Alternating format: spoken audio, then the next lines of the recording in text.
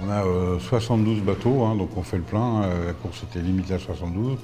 Donc on a des bateaux en liste d'attente qui ne prendront pas le départ, malheureusement. On a 25 prototypes et 47 bateaux de série. Il y a des petits nouveaux qui montent des dents aussi, donc ça va être très intéressant. C'est très compliqué de faire des pronostics. Il peut se passer tellement de choses, c'est une course au large. Il y a 1270 000 à faire.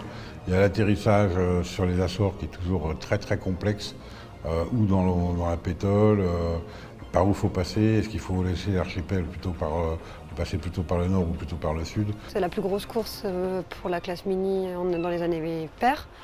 Quand même une course de 2600 000. Donc il y a un enjeu aussi au niveau du championnat de France, puisque c'est la dernière étape du championnat de France. Une fois que le départ va être donné vendredi, à 13 h, il va falloir qu'ils gèrent le sommeil, les cargos, les bateaux de pêche au nord de l'Espagne. Ils commencent à se rendre compte que c'est pas non plus une petite course. I'm nervous.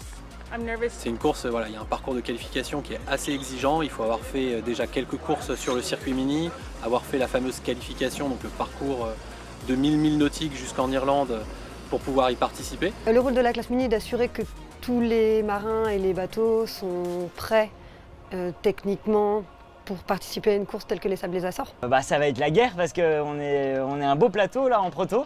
On est une bonne dizaine à vouloir se battre le couteau entre les dents avec des bateaux récents. On va avoir une vraie bagarre, il y a au moins 7 ou 8 bateaux qui potentiellement peuvent gagner.